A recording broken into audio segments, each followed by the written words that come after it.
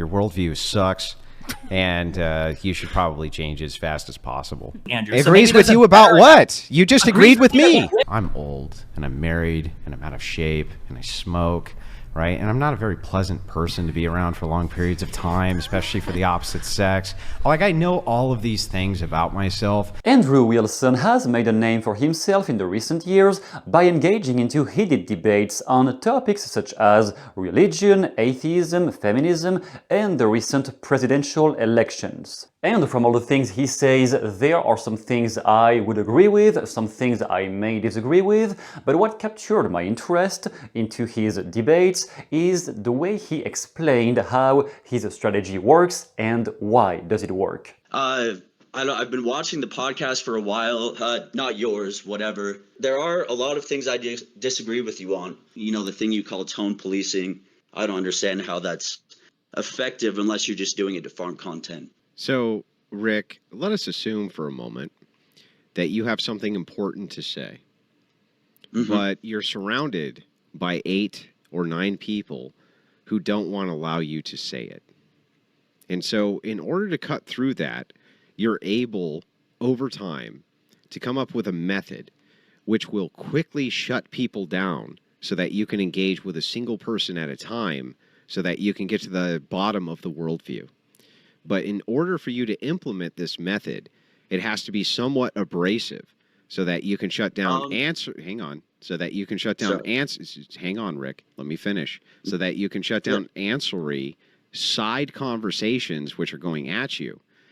You could appear, because you're being abrasive, as being a dickhead, even though you're just trying to get to the heart of what a person is actually saying, and other people are trying to obfuscate, interrupt, and interject, right? This caught my attention because when I started teaching communication skills, one of the things that kept coming back was, hey, listen, I know I can debate one person in one room, just that person and me, but I can't debate or I can't hold the frame when there are multiple people and everyone is talking past each other. I don't know how to do that and it's very frustrating.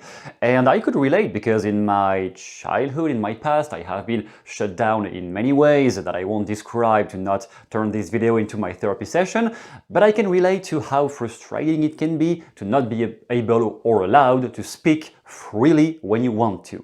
Is that your argument? I'm showing you how ridiculous you No, sound. my argument's not ridiculous. What It's you're completely saying, ridiculous. Then stop talking. Let me make my argument. What you're saying is just a sequence of preferences. You're saying, Andrew, why did your preference to do this thing, which you have a preference to do, that nobody considers immoral, including you and I, why did you do that thing? I say, well, because it's a preference. You go, oh, okay, makes sense. It's a preference.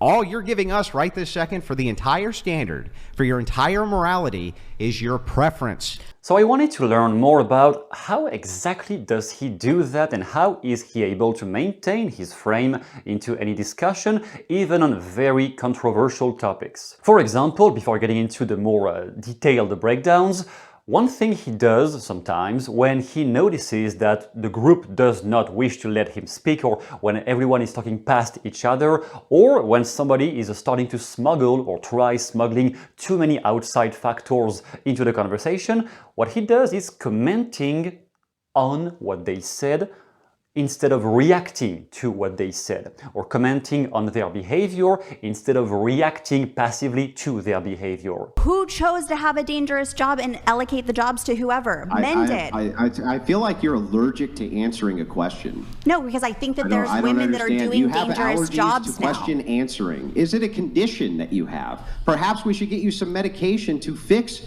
the lack of being able to answer a simple question. So I'm going to ask it a third time. Perhaps without this time asking me a question instead of answering, or changing the question instead of answering, you just answer the fucking question. So here's the question.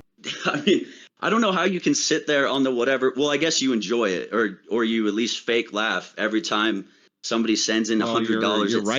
Your righteous indignation doesn't mean anything to me. Just give me the argument, Rick. Before we become too overly pedantic, I just want to make sure that you are going to tell me that you don't know what that word means first before I define it. Okay. I'm trying to think how to phrase this.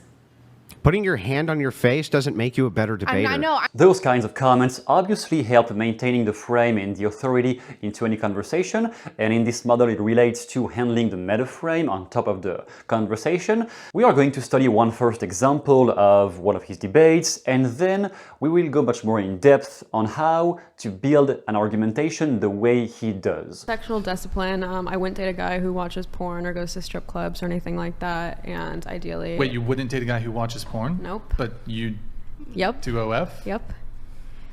Well, let's What? get into this Let's a get little, into shall it. we? So let's start with, why do you prefer that they not watch porn? Because it affects pair bonding, it desensitizes you to your partner, it can lead to erectile dysfunction, all those things. If you were responsible for causing those things in a man, would you be doing an immoral action? Potentially. And are you No, I don't think- participating in doing those immoral actions to men? No, because they have a totally different moral rubric than I do. If their goal is to fuck as many girls as possible because they think that makes them more alpha or male, Who I wouldn't cares support what their it. moral rubric is? You're the consequentialist. What? So you are supposed to care about the harm you do. I'm not a consequentialist. We've been over this so many times. Oh, what are you again? I said I was a moral absolutist. You're a moral absolutist. Yeah, probably Is it- more that than a utilitarian. Is that Why are you shaking your head? You're not a subjectivist. You're not. No, you're not a moral absolutist. absolutist. Ridiculous. I'm sorry, Yeah. what is that? It means like you're not necessarily looking at the consequence of an action to deem its morality. My point is, people have totally different goals. Okay, so is porn always wrong? No, absolutely not. Okay, is it always right? No. Well, they're not moral absolutists. They would, if it was moral, That's- if it was a that has moral nothing to do with- absolute, it would either be always right or always wrong. That's Because it's not true. absolute. It varies. Okay, give me an example of a moral I would- absolute that's not yes or no, right or wrong. I would love to. With porn, for example, porn Mm-hmm. will disaffect your relationship if one partner is okay with it and one is not. That will affect cheating and compatibility. If both partners are proponents of pornography consumption, that it'll actually increase your sexual intimacy with each other. What does that have to do with anything I just said? My point is, you're looking for like a black or white answer. Is porn Because good you're or an bad? And it depends on the absolutist. parties What do you consuming think it. absolute means?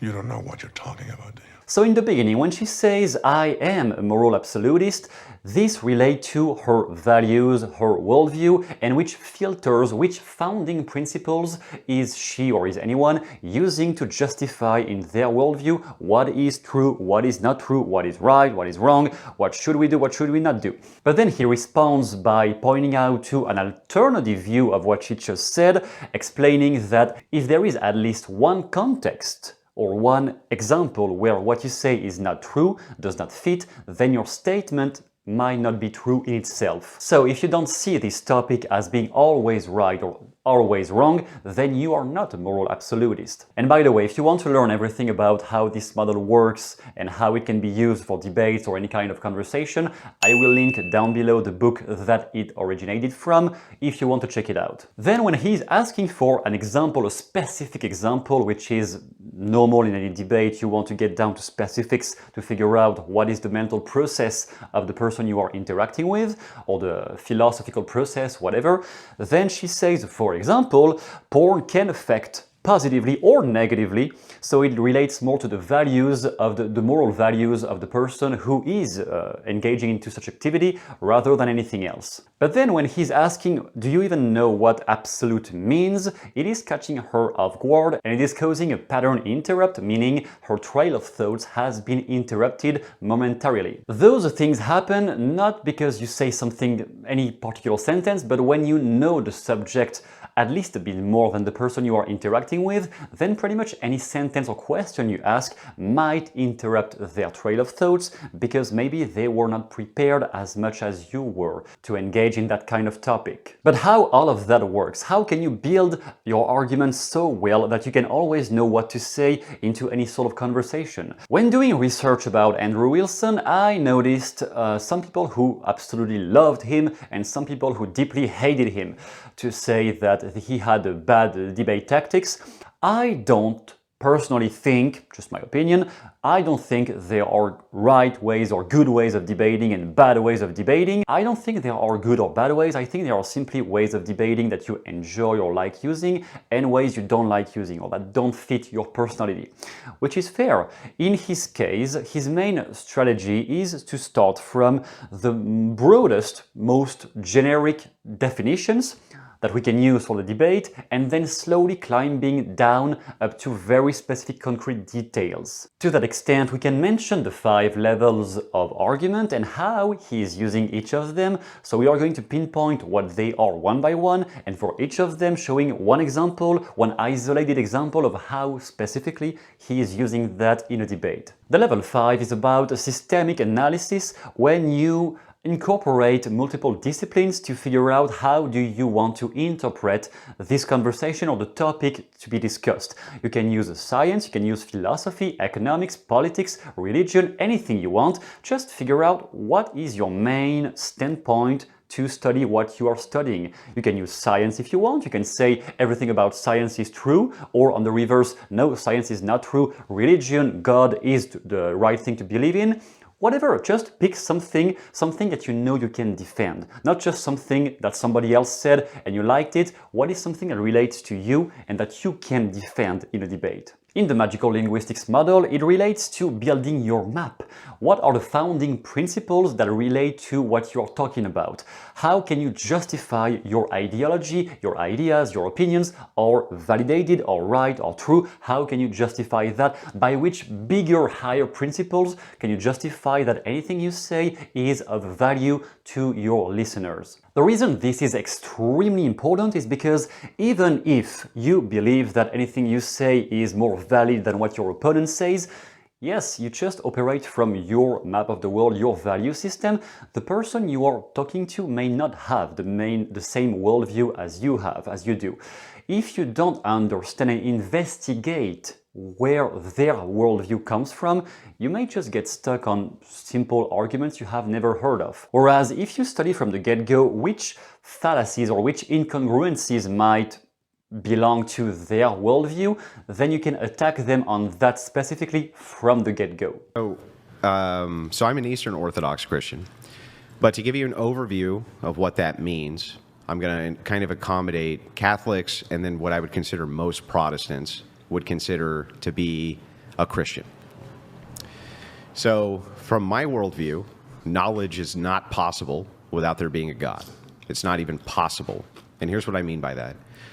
Without an unerring standard, or a standard which is unchanging, your ability to know something is going to be arbitrary. Any appeal that you make, any standard appeal that you make to anything ever is going to reduce to relativism, and it's going to reduce to being arbitrary, no matter what. So because that standard doesn't exist, I actually believe that there is truth which you can know, and knowledge which you can know, because I appeal to the standard which is unchanging. So in philosophy, a justified true belief is knowledge, right?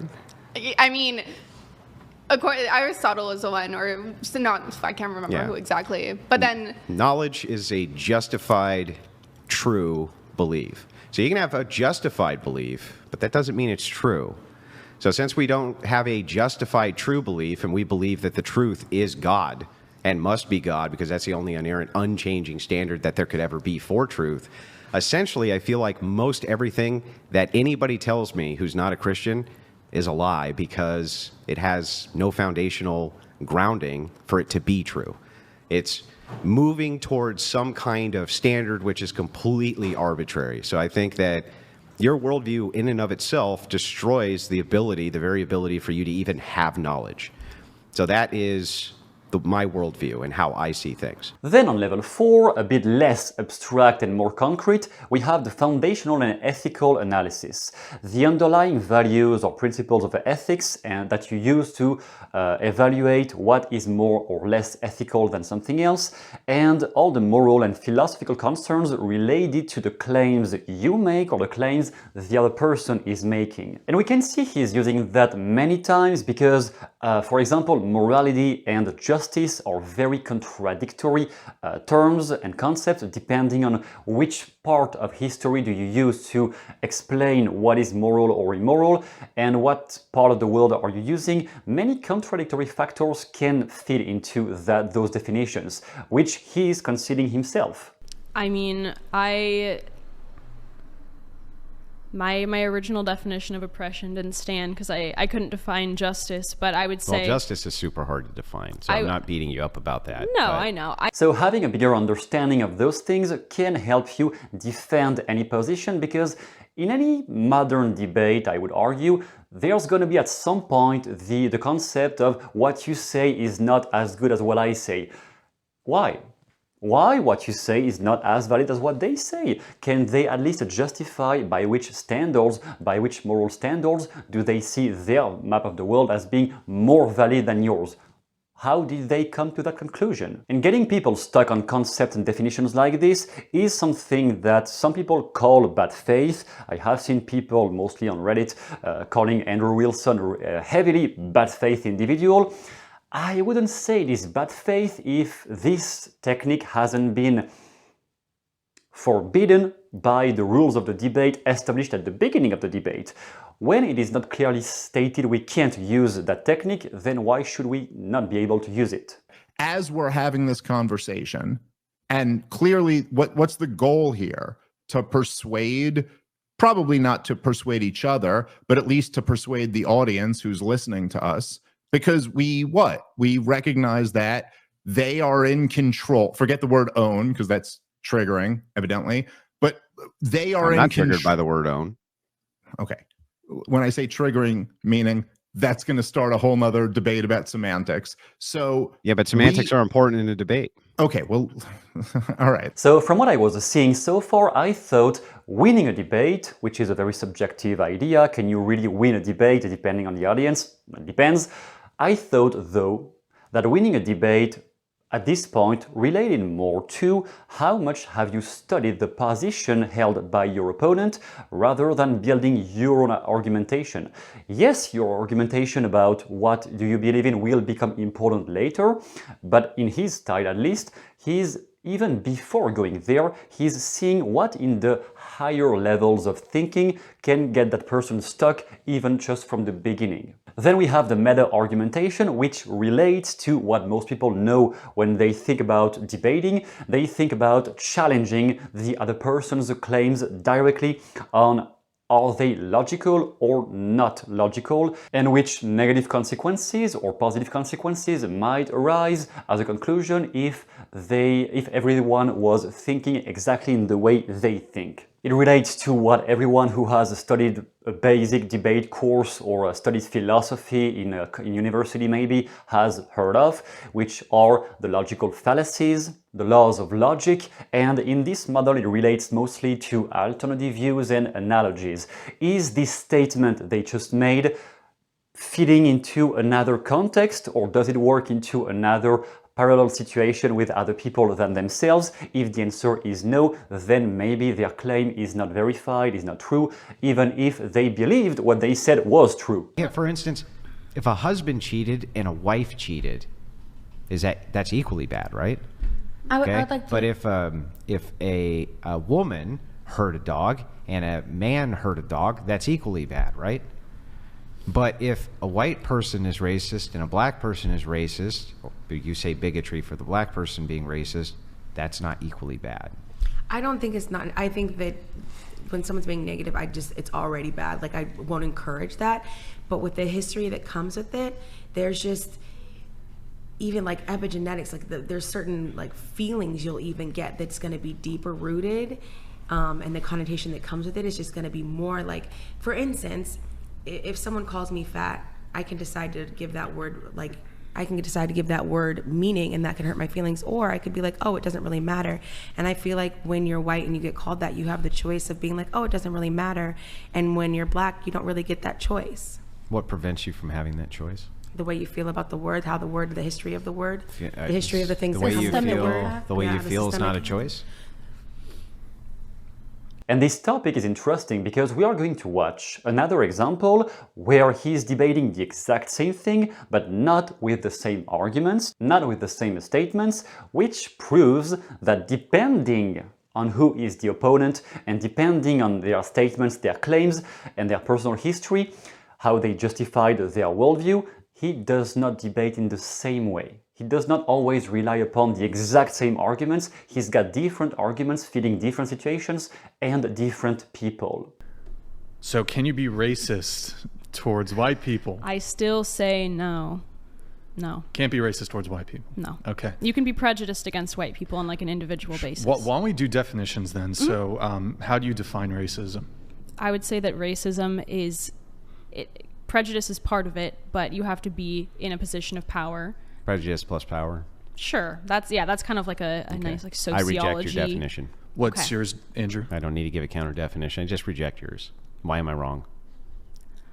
I don't know. I mean... You don't know why I'm wrong to reject that definition? Why? Well, you haven't explained why you reject it. Why do I need to even give an explanation? Wait, is this Hitchens' razor? We're not going to get very far then. I don't know. Well, it's not Hitchens' razor. It's just to point out that from your subjective, if everything inside of your worldview is subjective, then you saying the definition that I use is prejudice plus power, why shouldn't I just reject that definition as being something I don't accept as being true? Okay, but then I mean, how can we say that any definition of racism is objective? Well, you couldn't.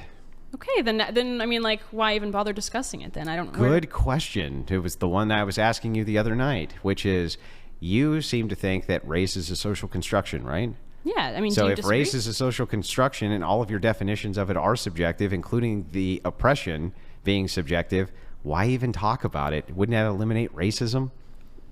So in this one, coming back to the moral standards, by her moral standards or her justified reality, no, it is impossible to be racist against a white person, or at least very unlikely to happen.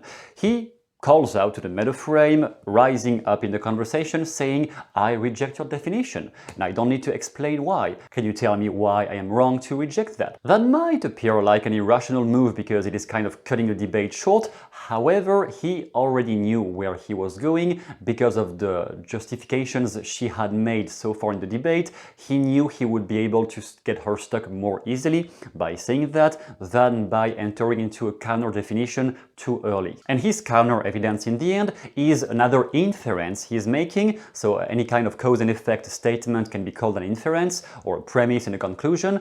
Here, if everything in your worldview is a subjective, so what she has said so far, so he kept a track of what she said to make his argument fit the personality and the story and the behavior of his opponent. If everything in your worldview is a subjective, then what should stop me from rejecting it from being true? A cause and effect. If this is true, then what stops me from why? If X is here, why should I Y? The questions what stops it from and what would happen if it were true are some of the most elementary questions that resulted, in my opinion, from the Socratic method, or at least from the viewpoints held within the Socratic method, to get an argument into a wall. If you notice, there are incongruencies into that argument. Then when she is challenging him as a response by saying, then why bother discussing it? Then he's going into a sequence of arguments. First of all, he mentions her definition, her specific definition of racism. She believes it is a social construct. And since he got her stuck earlier on the broader concepts like morality and justice, then he made her agree that indeed all of her definitions were just subjective. As a consequence, on the resulting outcome, what is a result of all the things I said so far, or of all the things you said so far, as a resulting situation, it should eliminate racism entirely. So if everything you say was true, then racism would not even exist. And this kind of cause and effect logical thinking leads us into level 2, getting more and more precise, into counter arguments and rebuttals, anticipating objections and defends the initial claims. You add some nuance by engaging directly with the opposing points. And on this one, it might be as simple as asking, how do you know that? How can you know that this thing you have seen is a good representation of everything that's happening in the world? Or on the reverse, what you have seen on Twitter or on LinkedIn or on TV about this thing happening on the other side of the world, how can you know this example alone can reflect everything else that's happening in this country or in this situation? Those statements, those challenges are things that most people fall into and never realize it. Challenging their structure of thoughts can make them realize somehow that their claims were maybe not justified or not as true and as verified as they thought they were. You have no argument that you basically feed off the anger of lonely, hateful men. And it's sad, dude. It's sad that there's people who are out there that are suffering. So let's find out if this is true. Let's test the logic. You say, I have no argument that I'm feeding off the hatred and anger of lonely men. Is that correct? Yes. Good. Prove that they're lonely men. You're telling me to go to the YouTube video. I'm going to the YouTube video. Which one would you like me to go to so I can scroll through the comments and we can see if you're correct? Which one? Probably any of them. Okay. And if you see more incel comments than an incel comment? Oh man, dude. Somebody saying that they're a lonely person or dating is so hard these days. Finding a good Christian woman. Wait. Hang on. Saying that finding a good woman is hard these days means that you're an incel? We have to stop. We have to stop 1 second. They are unable to have sex with women. I reject all of your presuppositions. So the first one that I reject, the first one, well, it's not logical, and I'm going to show you how. So the first is you say people are tuning into a dating podcast because they're having trouble dating. That doesn't logically follow, Rick. Yeah, you can cope laugh all you want, but can you explain how that is X leads to Y? Because there can be thousands of people who tune into a dating podcast who find it entertaining who aren't actually there for dating advice at all. Can you explain how X leads to Y? You would have to demonstrate that because people watch the podcast, that means they have trouble dating, which is your position. That makes no sense, Rick. That's not logical. That's illogical. On this one, we can see a perfect example of this cause and effect structure. Saying that finding a woman is hard means you are an incel. Okay, a generalization, like many others, doesn't mean it is completely untrue, but it doesn't mean it is completely true either. It means that there is some nuance. Level 2, adding some nuance to the claims of your opponent. As a counter example, he is bringing some alternative views into the claims by explaining there is at least one counter evidence, one point where what you say is not true. What if people just like being entertained? Which, to be honest, was my case when I watched the Whatever podcast. I only watched with the intent of seeing how his debate works. And yes, I might be a single counterexample and maybe everyone else is just an incel. Maybe it is the case, but I don't have any proof of that either. So in that case, the statement is not completely valid. And in fact, on a side note, one of the hidden reasons I wanted to make this video is because I debated about 1 month ago with a guy who was acting exactly like the guy in this video. The kind of guy constantly getting indignated by, you're so stupid if you think that. And I debated that guy on a topic that had nothing to do with feminism or stuff, what he's talked about in this video. I was talking about something maybe even more irritating, and I won't even mention what it was on YouTube. I just debated that topic, and sure, I could unveil all the logical fallacies of that guy, but after like 30 minutes of looping in circles because he was just completely stubborn and couldn't allow any other counterstatement to even exist in his worldview, I just got bored of that.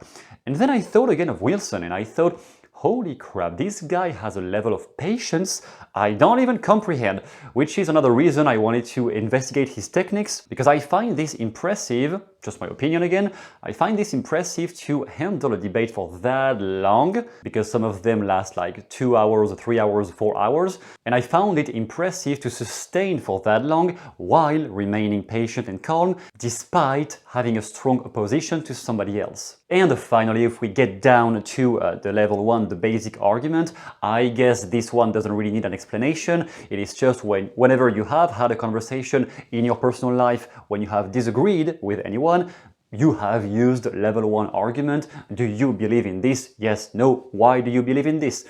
Very basic arguments. But we are going to watch one last example of how that works, and this one I won't break down because at this point I guess you have figured out how this works from the structure. So let's watch that, and then I will conclude with the method I found to develop those skills for yourself, no matter which topic you are debating in your ongoing life.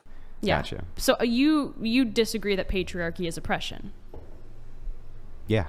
So I'm curious, do you think that oppression exists? Do you think that people are oppressed in the world? Depends on how we want to relay what is oppression. Because egalitarianism is trying to convince women that they're equal to men, while at the same time they have to appeal to men for their equality.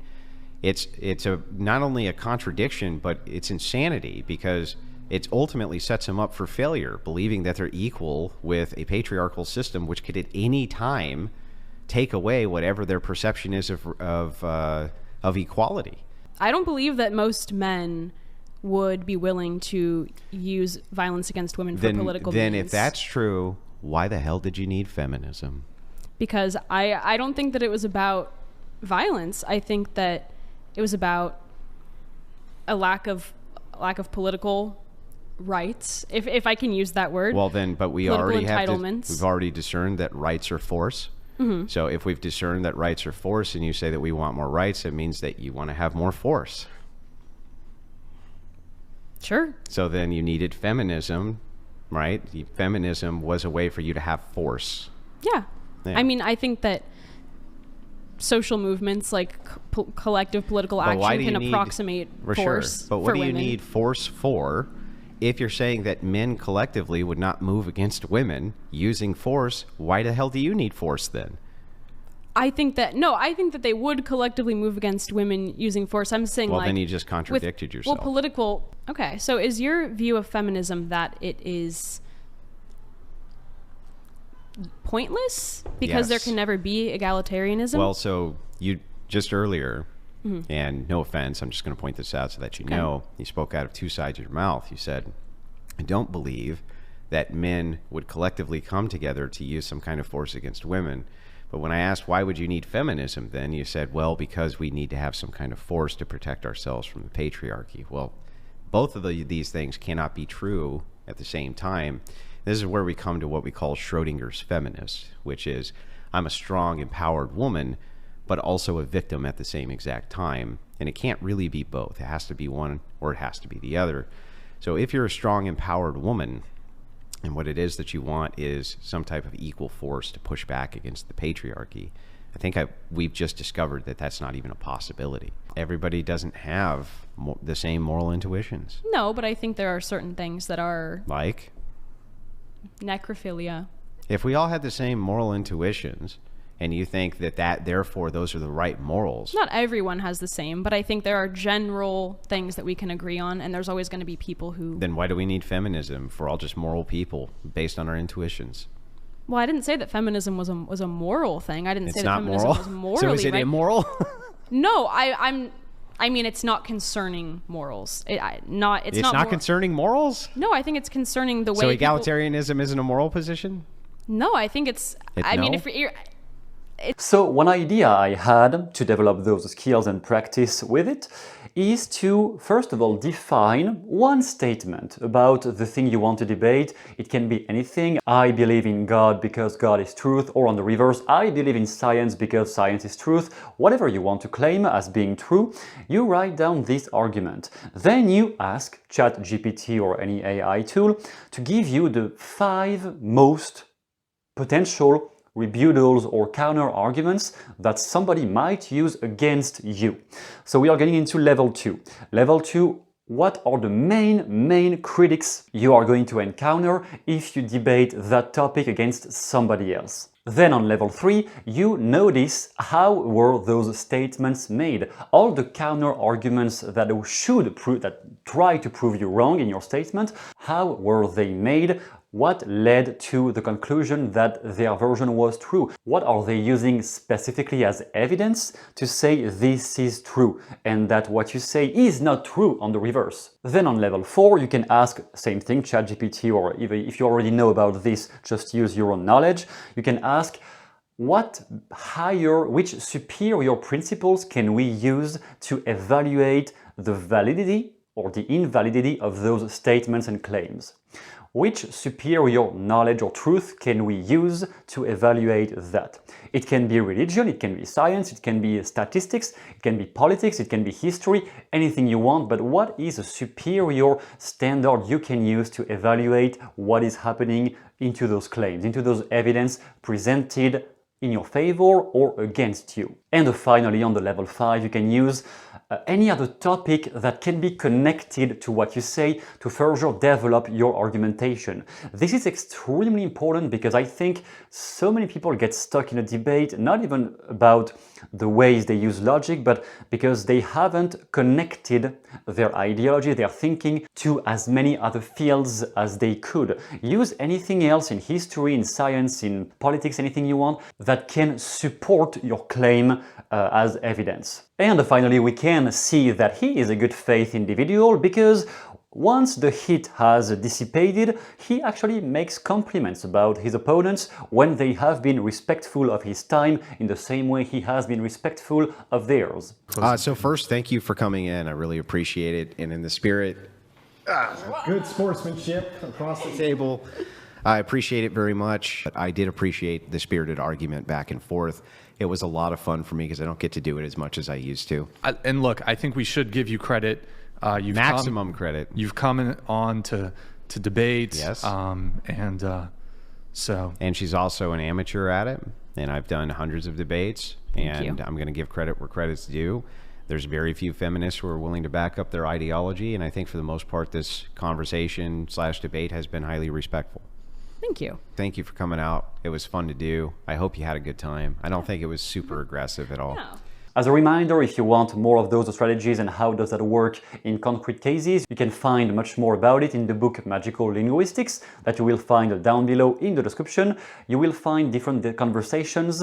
Only one chapter is centered on debate techniques and debates in politics, but the rest of the book is also about opening people's minds whenever you have trouble communicating or when you notice the person you try to help is so stubborn, no argument can get through their logical garbage. Then how do you bypass those problems? How do you get them to listen, first of all, hence pattern interrupts, and then how can you conduct their mind to opening themselves to some more positive worldview? Thanks a lot for watching. I hope to see you soon in the next video. Waiting for that, keep practicing your skills, and I hope everything will be good for you.